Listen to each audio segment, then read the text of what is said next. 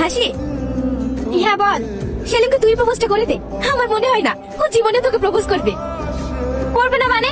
এত ভীতু হলে হয় নাকি? প্রপোজ তো ওকেই করতে হবে। আমার মনে হয় জীবনে একটা প্রেমও করেনি বেচারা। হ্যাঁ, তুই ঠিকই বলেছিস। জানিস, হাসিকে দেখলেই ওর হাওয়া টাইট হয়ে যায়। সেদিন হাসির সামনে এসেছিলাম, এমন ভাবে ঘাবড়াচ্ছিলাম মনে ছিল যেন ভূতে ধরেছে।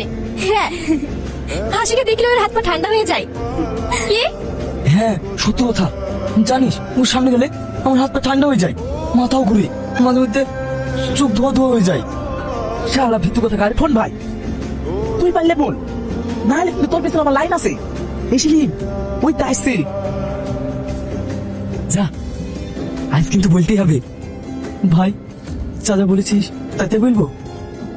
তুই তো একবারে গাধা রে, আর কত শুধাবি? যা। কি লুকানো হচ্ছে ওটা?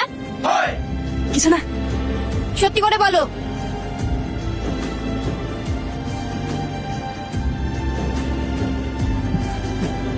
আমি মানে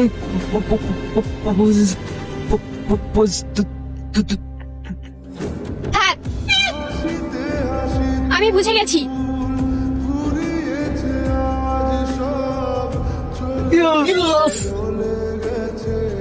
সুরাইয়া, তুই ভালো আছিস?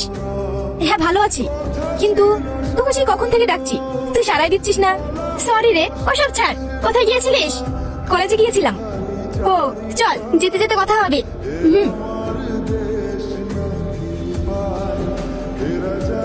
তুমি আজকেও মদ খেয়ে এসেছো? আমি আমার পয়সার মদ খেয়েছি।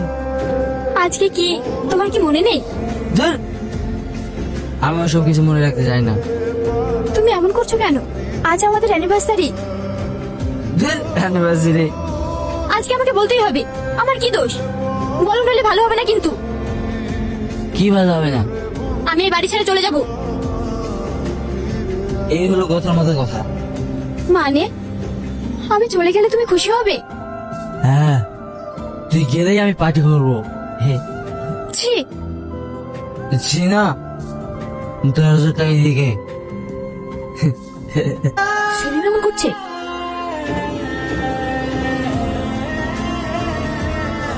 তাহলে তুই কি এখন বাপের বাড়ি?